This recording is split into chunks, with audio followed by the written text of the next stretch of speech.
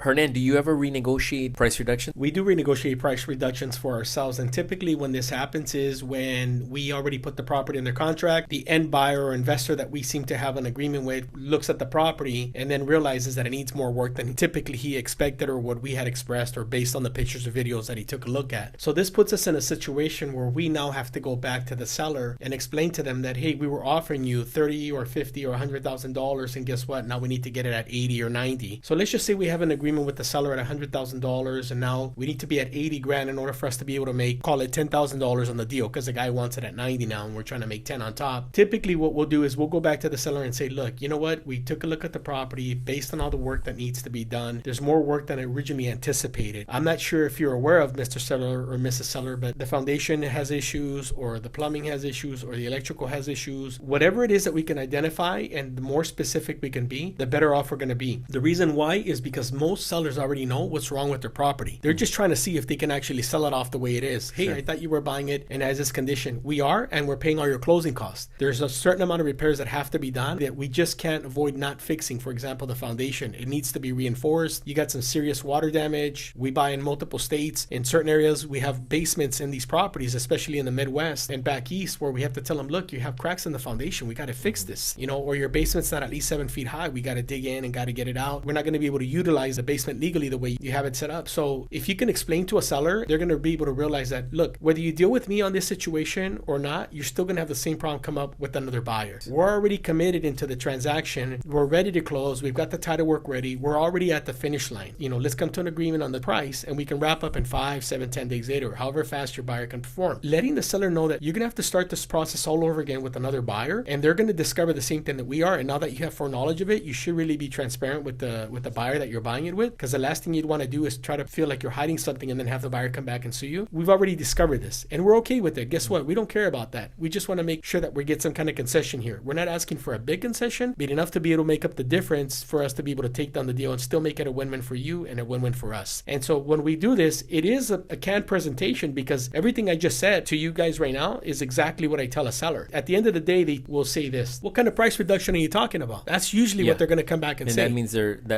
ready code to go. For they're ready to go. Hit me with it. Yeah. So at that point, it's like, look, if I know I need to be at 80, I'd go in at maybe 67, 68 and say, look, we're really looking to be somewhere around 67 or 68. That's my comfort price. I know it's not what you want to hear, but the reality is that most likely the next buyer is either going to come in at that price or lower. You're driving that point to the seller. Do I really want to take a chance on trying to get extra money out of another guy? Maybe you might get 70, you might get 75 with somebody else, or you may not. I don't know. But you have to start this process all over again. All the title work's ready. We're ready to close. We're ready to wrap up. Yeah, we're offering you 68, and they might say, you know what? I don't want to take a penny less than 74 or 75. I'll tell you what. I'm not going to let the deal go for a few extra $1,000. Let's go ahead and put it together. I'm going to go ahead and revise the offer, and I'm going to change it. Or the other thing you can do is create an addendum to the original offer and just say price to be reflected from whatever price it was to this new price, and that's it. And then at that point, they're going to hesitantly say yes, but they're going to have to already, you know what, we got to move forward. I do want to close. And guess what? Someone else is going to discover the same situation, the same problems. Sure, let's wrap up the deal. 70 to 80% of the time that we do that, we end up getting the price reduction. But you got to build a case with the seller and you got to put that common sense type of scenario in their head for them to come to the realization to say, all right, let's do this. Because it's got to make sense to the seller at the end of the day. Sure.